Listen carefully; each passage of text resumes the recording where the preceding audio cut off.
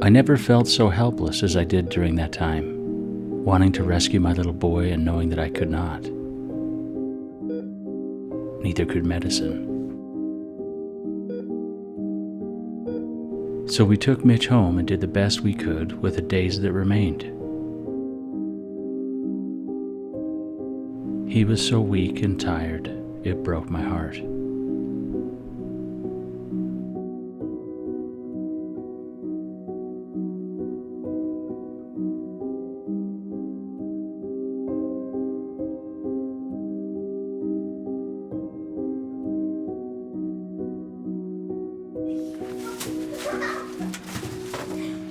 She was so excited to see you. Hi, guys. Hey, Mommy. Oh, we got the oxygen.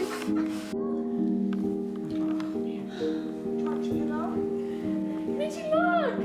She's so excited. Look at her tail wagging. Don't let her. Though death was clawing at our door, little tender mercies were all around us, and we were grateful. There were times I couldn't believe my eyes.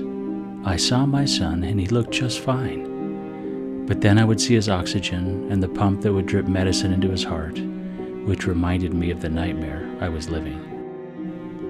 Mitchell's first morning home, he was visited by his hospice nurse, who gave him instructions and helped him feel safe. But he was not safe, not one bit. And then I'm the nurse, and I'm going to come see you again tomorrow as well, okay?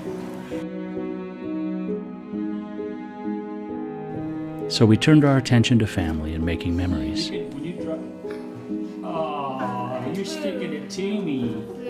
Yes. I'm so nervous at this game, guys. So scared. Oh. I'm gonna not gonna get Yeah. Oh, your card. I know. What do you want? Oh, we did. Oh, green. Draw 4. But soon the flicker of life began to fade. Luke and other dear friends did all they could to help Mitch be a little boy just a little longer.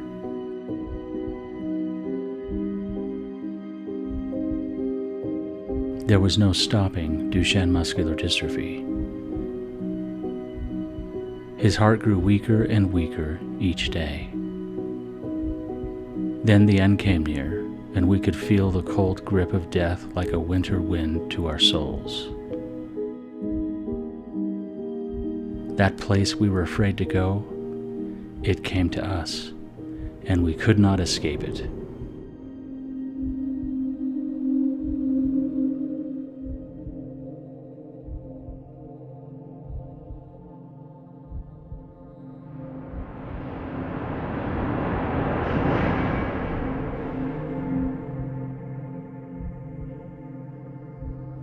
As Mitch started to slip into the abyss, we began to witness the most tender goodbyes.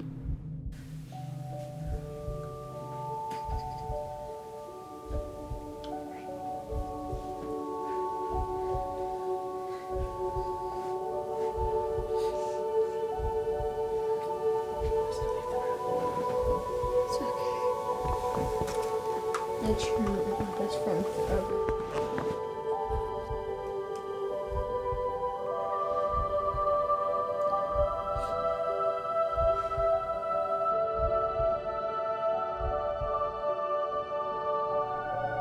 Time had run out.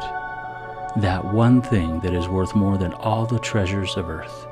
That thing we cannot save or borrow or purchase. Time.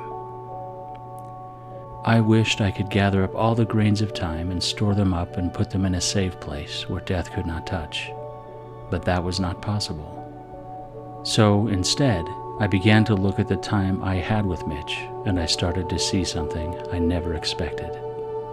I began to recognize tender mercies, almost like little flecks of light, blessings big and small, and they were more connected than I realized. The more I learned to look, the more I saw. I soon saw that Mitch was never alone in his suffering, but in fact surrounded by a heavenly host of tender mercies. I began to see so many tender mercies that what I once thought was darkness was soon light as noonday. It didn't take long for me to begin to see that tender mercies weren't just from the heavens, but in fact all around me.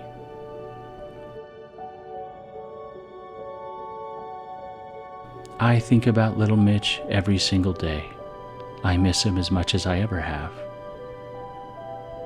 And when things feel dark and lonely, I remember to look up to the heavens so I can see. Then suddenly I see tender mercies all around me.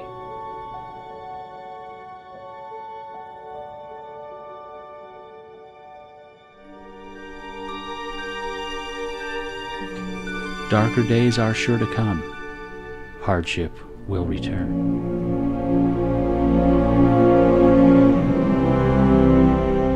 So between now and then, I'll remember to chart the tender mercies that I've seen, which will serve as heavenly constellations, so that when the lights go out, which they surely will, I can find my way.